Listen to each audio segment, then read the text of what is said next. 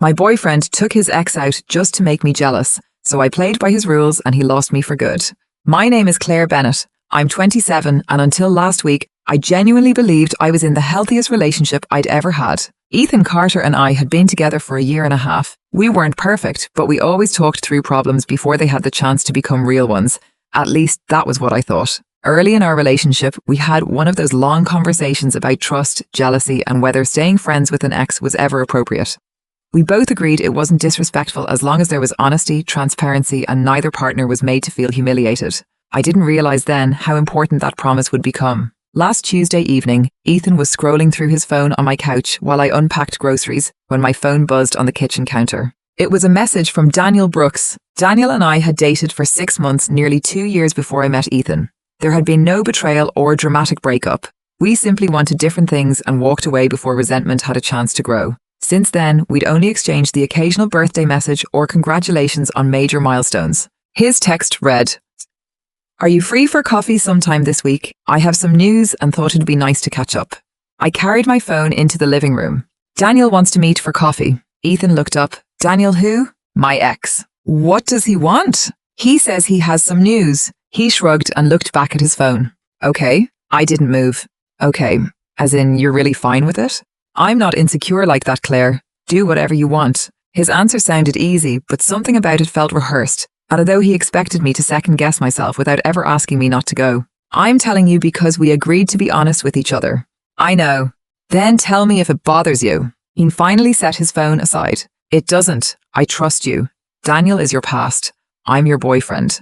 I'm not worried." I smiled, thanked him, and relaxed. When he jokingly added, "Just don't come home engaged," I laughed because I honestly believed he was kidding. 2 days later, I met Daniel at a coffee shop downtown and immediately understood why he'd wanted to see me in person. "I'm getting married."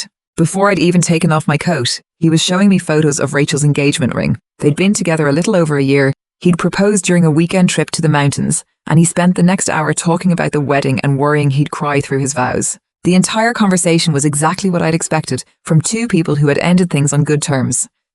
There was no flirting, no awkward tension, and no hint that either of us regretted moving on. Before we left, he smiled. "So, how are things with Ethan?" "Really good. At least, that's what I believed." When I reached Ethan's apartment later that afternoon, he was opening takeout containers in the kitchen. "How was coffee?"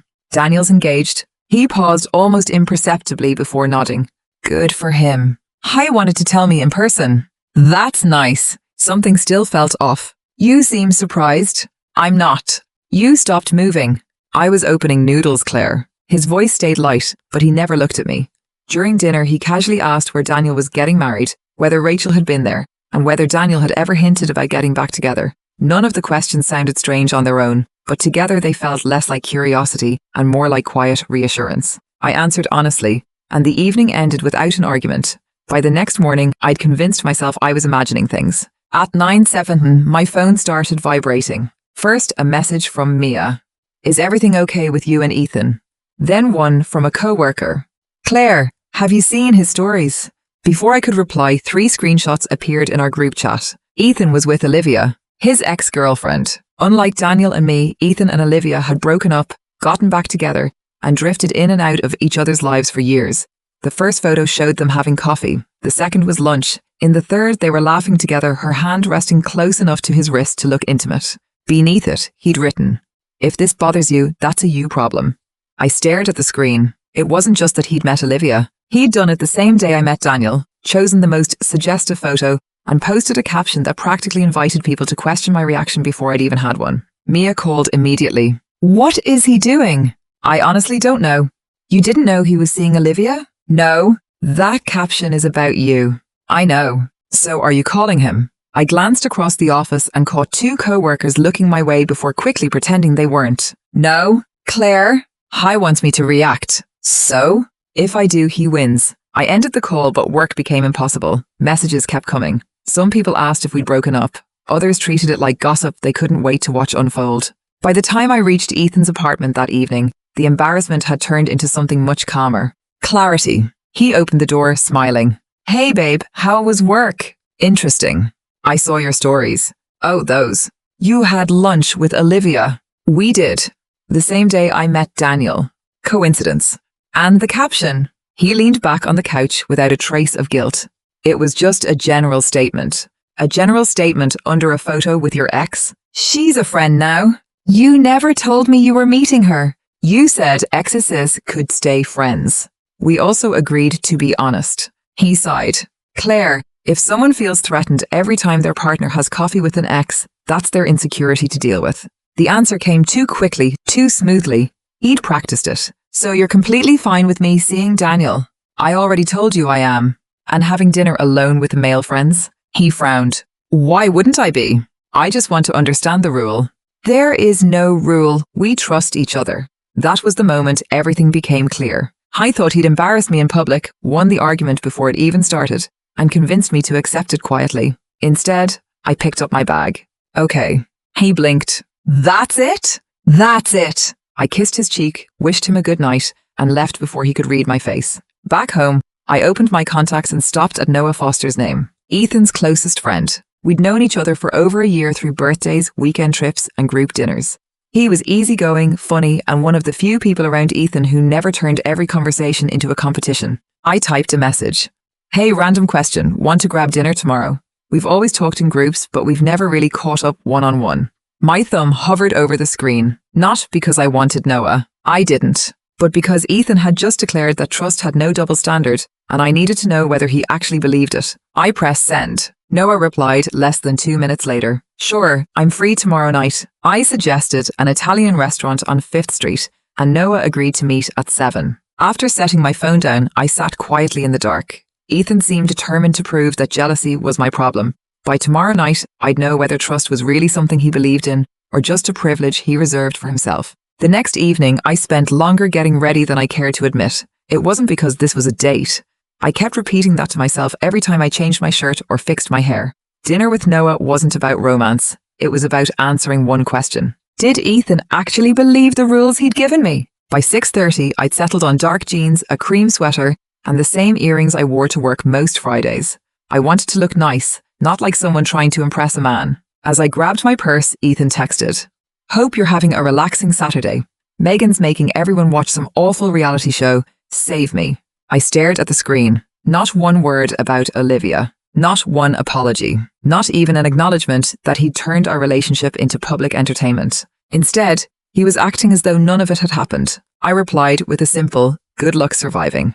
Slipped my phone into my bag and left. The restaurant was already busy when I arrived. Noah stood to greet me with an easy smile. I'm impressed. You actually remembered this place. You recommended it months ago. I honestly forgot. I didn't. He laughed. You always remember the little things. I guess someone has to. The conversation flowed more naturally than I expected. We talked about work, weekend plans, and the office printer Noah swore had a personal grudge against him. It felt comfortable, like two friends finally having time to talk without an entire group around them. Once we'd ordered, Noah leaned back in his chair. So, why dinner? I considered making up an excuse, but there wasn't much point. I needed to figure something out. His expression changed immediately. This is about Ethan. I nodded. He had lunch with Olivia. The same Olivia? The same afternoon I had coffee with Daniel. I didn't know that. He posted photos. I saw them. And the caption? I saw that too. He looked down for a moment before quietly saying, I'll be honest, it felt intentional. It was. Silence settled over the table until Noah sighed. Ethan has a habit of doing this. Doing what? He doesn't always argue directly. He creates situations that make the other person look unreasonable. You've noticed that? I've known him since college. And he gave me a tired smile. And I've made excuses for him more times than I should have. The food arrived and we let the conversation drift to lighter topics. By the end of dinner, I realized something that surprised me. For almost 2 hours, I hadn't checked my phone once. I hadn't wondered whether Ethan was angry or rehearsed explanations in my head. I'd simply enjoyed myself. Noah lifted his glass. 2 less stressful weekends. I'll drink to that. A little later, he glanced toward the window. The lighting's actually pretty nice. It is. We should take a picture. I hesitated because I already knew what would happen if Ethan saw it. You sure? We're friends. We are. So what's the problem? The words echoed Ethan's, but the difference was obvious. Noah wasn't trying to prove anything. He genuinely didn't see a reason we couldn't take a photo together. A waitress snapped 2 pictures. They showed nothing more than two friends smiling across a dinner table with wine glasses between them. I opened the second photo, posted it with the caption, "Good food, good company," tagged Noah, locked my phone, and slid it face down across the table. Noah smiled. Brave. I'm just following the rules. He looked curious but didn't ask. We lingered over dessert, talked a while longer, then stepped outside into the cool evening air, where I pulled my jacket a little tighter around my shoulders. I had fun, Noah said as we walked toward the parking lot. Me too. If you ever need to talk. I didn't finish the sentence, but I understood what he meant. We hugged goodbye and headed for our cars. The second I turned my phone back on, it erupted with missed calls and unread messages. Ethan had called 4 times and 32 texts filled the screen. Where are you? Why are you with Noah? Answer your phone, delete that picture, come to my apartment right now. The messages grew angrier with every notification until the last one read, "You know exactly what you're doing." I saved screenshots of everything. Replied with a single sentence, "If this bothers you, that's a you problem." Then turned my phone off again. The drive home was strangely peaceful. Since Ethan had posted those photos with Olivia, I'd spent every hour wondering if I was overreacting. His messages answered that question for me. When I pulled into my apartment complex, Ethan was already waiting beside his car. The moment he saw me, he strode across the parking lot, his face tight with anger. What the hell was that? Dinner. You took Noah out. And you took Olivia out. My best friend is different. So is your ex? He opened his mouth, then shut it again. I unlocked the building and glanced back at him. If you're coming upstairs, lower your voice. He followed me in silence. Neither of us spoke during the elevator ride, but the moment I unlocked my apartment, he started again. You crossed a line tonight. I'd really like you to explain which line. My best friend isn't just some guy, Claire. You chose him because you knew it would hurt me. I chose someone I considered a friend because I wanted to know if your rules applied to both of us. I never made rules. You did the moment you posted Olivia all over Instagram. He shook his head. I told you she was just a friend, and Noah is just a friend. That's different. No, I said calmly. That's exactly the point. He stared at me, waiting for me to lose my temper, but I asked the only question that mattered. Did you meet Olivia because I had coffee with Daniel? His confidence disappeared for the first time. I can have lunch with whoever I want. That's still not an answer. After several seconds, he finally sighed. It bothered me when you met Daniel. You said it didn't. I didn't want to look insecure. So instead, you tried to make me jealous. I wanted you to understand how it felt. You could have talked to me. Instead, you humiliated me in front of everyone we know.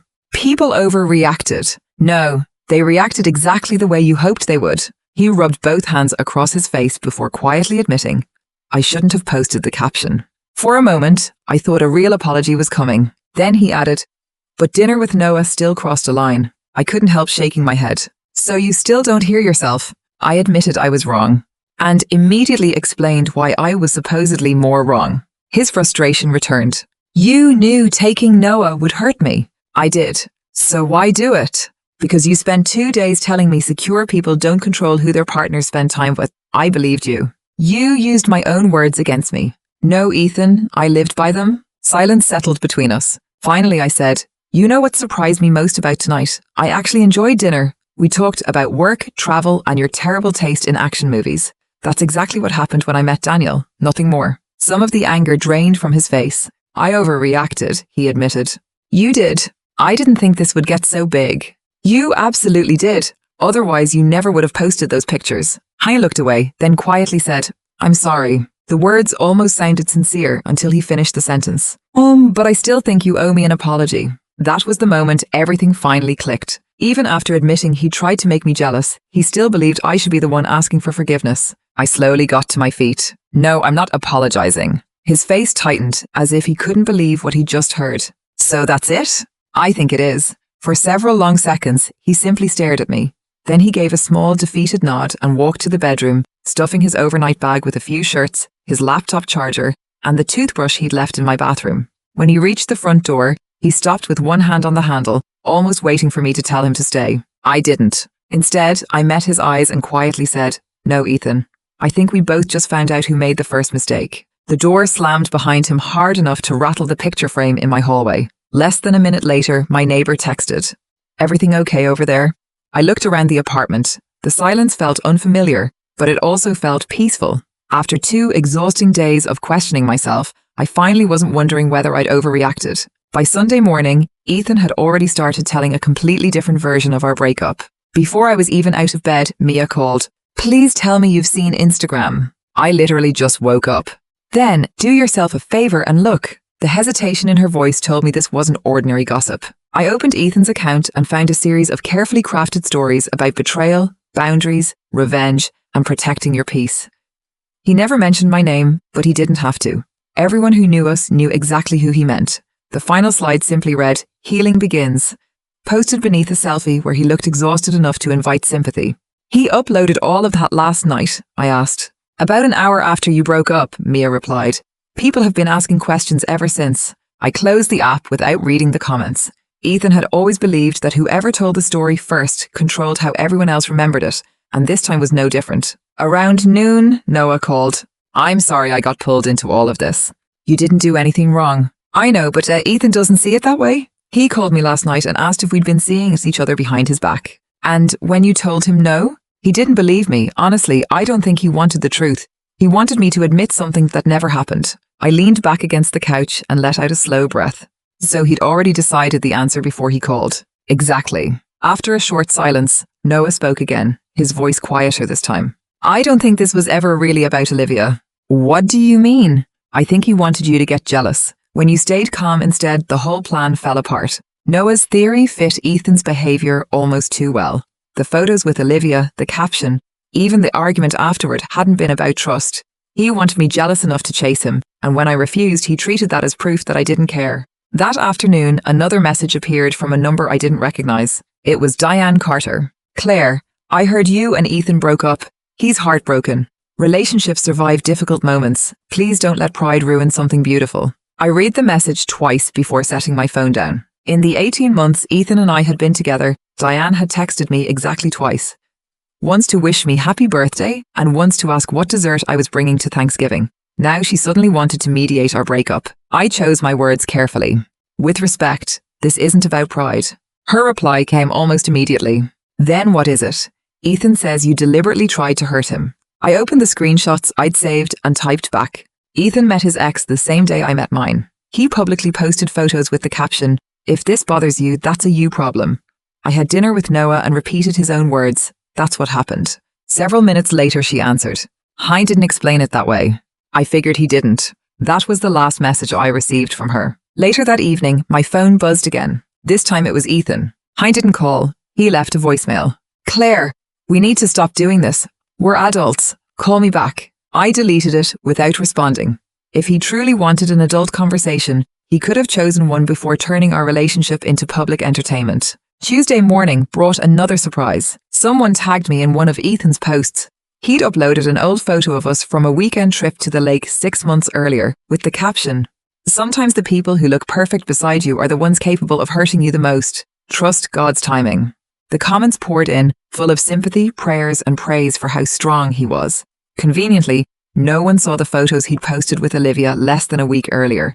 Those had quietly disappeared. Around lunchtime, Noah texted, "We have another problem." The moment I called, he got straight to the point. "Ethan's telling people we're together." I pushed my chair back so quickly it nearly tipped over. "What?" "He says we've been talking behind his back for months and dinner was us finally going public." I covered my eyes. This just keeps getting worse. I've told everyone that's not true. And? He doesn't believe me. Of course he didn't. Believing Noah meant admitting the dinner had been exactly what I'd said it was. 2 friends sharing a meal. After a brief silence, Noah sighed. "I've been thinking." Dangerous.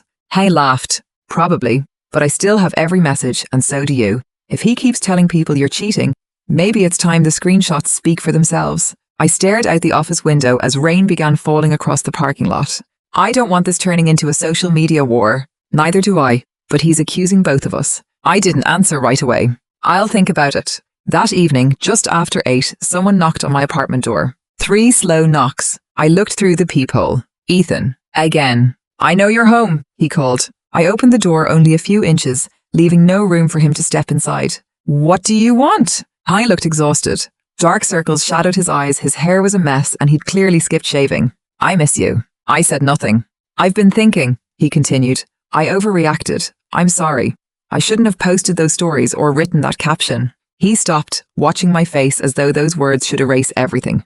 Is that all? I asked. He frowned. What do you mean? Is there anything else you're sorry for? After a long silence, he sighed. I'm sorry things got out of hand. Things, I repeated quietly. Not the lies, not the manipulation, not the accusations. You're apologizing for the consequences, Ethan, because people stopped believing your version of the story. His shoulders sagged. I just want us back. I don't. He stared at me in disbelief. We can pretend this week never happened. I can't. This week showed me exactly who you become when things stop going your way. That's not fair. It is. I started closing the door, but he caught it with one hand. Claire, please. You wanted me to believe your rules applied equally. They never did. This time he let the door close. I waited until his footsteps faded down the hallway before finally breathing out. Almost immediately, my phone buzzed. It was a message from Noah with a screenshot from one of Ethan's private group chats, quietly forwarded by someone inside the conversation. At the top was Ethan's newest explanation. Claire's clearly still in love with Daniel. She's using Noah to punish me. She's manipulative. I finally saw who she really is. Below it, Noah had added only one sentence. I think it's time people saw the whole truth. I barely slept that night. By morning, I wasn't wondering what Ethan would say next anymore. I was wondering how much longer staying silent made sense. At 10 o'clock, Noah called. I think it's time. I looked at the screenshots again. Yeah, I said quietly.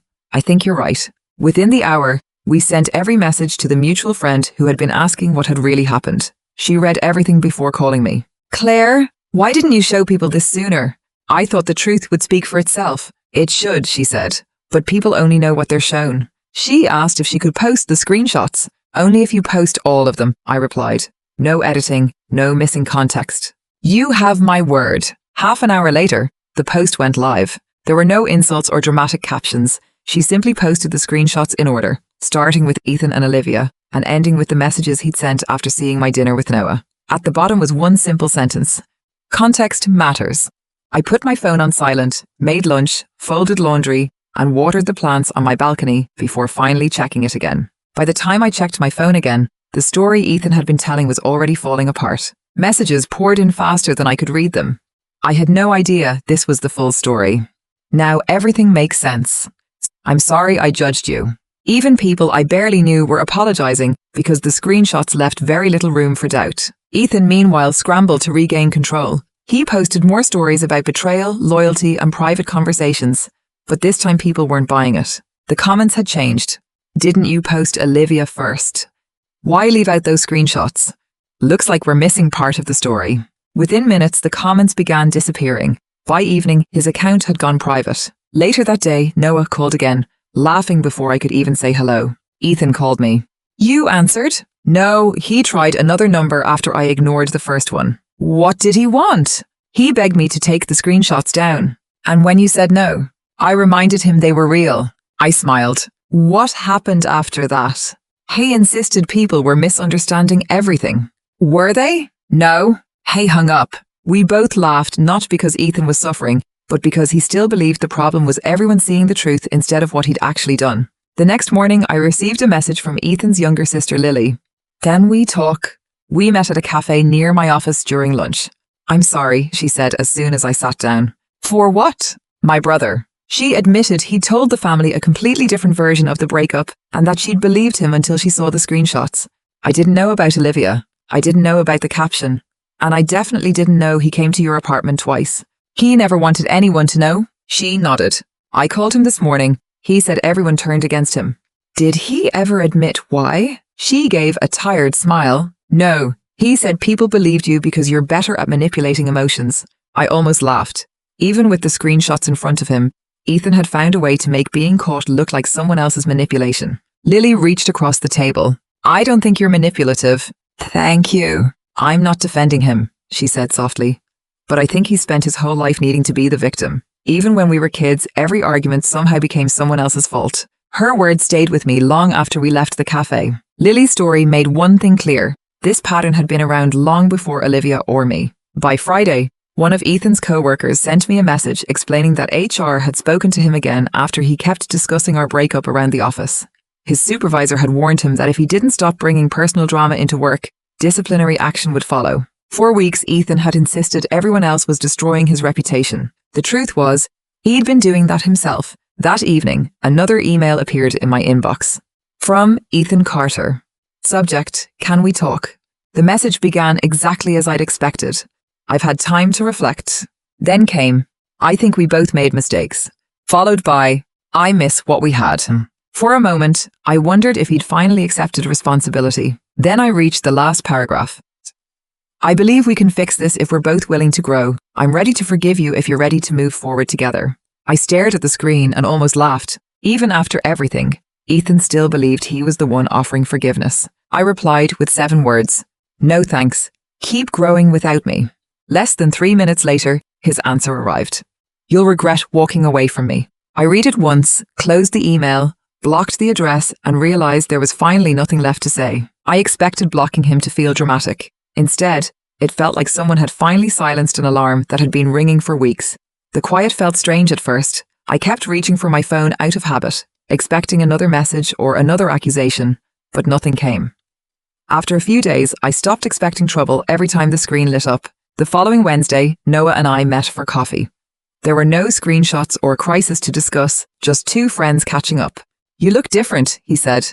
In a good way. He smiled. Like you finally slept. I actually have. Halfway through coffee, Noah laughed and told me Ethan was still asking mutual friends whether we were dating. He thinks that dinner was the beginning of some master plan. Of course he does. Noah shook his head. Apparently, 2 people can't just have dinner without Ethan turning it into some bigger story. Everything has to mean something or prove something with him. I couldn't argue with that. A week later, Mia dragged me to one of her co-workers' birthday parties after accusing me of hiding at home. You alphabetized your spice cabinet. That was one afternoon.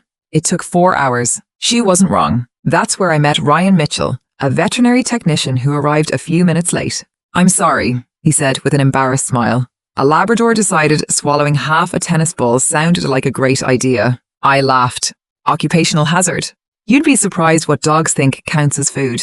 I also apparently have no idea how long 5 more minutes means at work. His easy honesty immediately put me at ease. After talking for a while, he smiled and admitted, I've actually been trying to figure something out.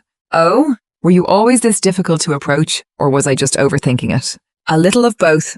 Good, he laughed. I'd rather overthink than never try. Talking to Ryan felt surprisingly easy. I didn't have to wonder what he meant or what reaction he was trying to get from me. We exchanged numbers and spent the next few weeks getting to know each other over coffee, lunch, and long walks through the botanical gardens.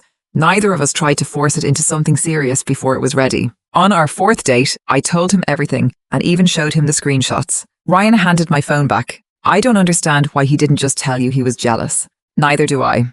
Seems a lot easier than turning Instagram into a relationship test. That simple observation stayed with me. Ryan wasn't trying to decide who had won. He was trying to understand how I'd felt. A couple of weeks later, Diane sent one final message asking me to meet Ethan because he believed one conversation could fix everything. A few months earlier, guilt probably would have made me say yes. This time I didn't even consider it. I replied politely.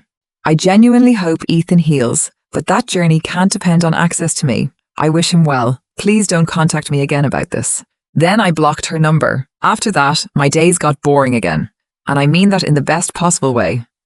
Work picked up, I received a small raise, and Ryan and I continued seeing each other without pressure. When something bothered one of us, we said it. I hadn't realized how exhausting Ethan's guessing games had been until I no longer had to play them. One Saturday, Noah invited a group of friends over for dinner. Ryan came with me, and seeing Noah laughing with his new girlfriend quietly proved what I'd known all along. The friendship.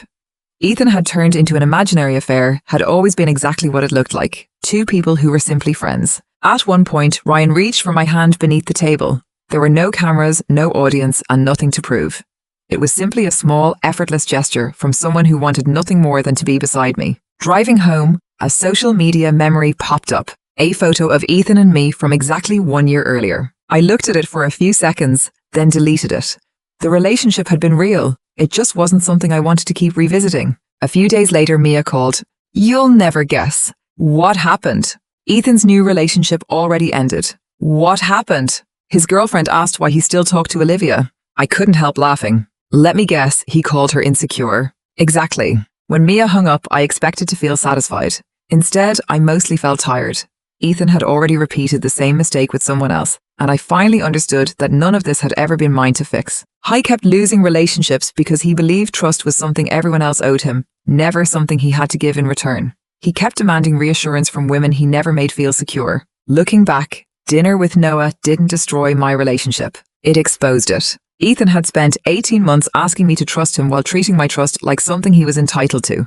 The second I stopped making excuses for that, everything between us fell apart. The screenshots didn't ruin his reputation either. They simply gave everyone else the information he'd worked so hard to leave out. In the end, Ethan didn't lose me because of Daniel, Noah, Olivia, or Instagram. He lost me the moment he admitted he deliberately tried to make me jealous and still expected an apology from me. Now, when I remember that night, one sentence still makes me laugh.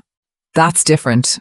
He meant it as an excuse. It turned out to be the most honest thing he ever said to me, because Ethan had always believed he was different. Different rules, different consequences, different standards. I just finally stopped agreeing with him, and the relationship he thought I'd fight to save became the easiest thing I ever walked away from.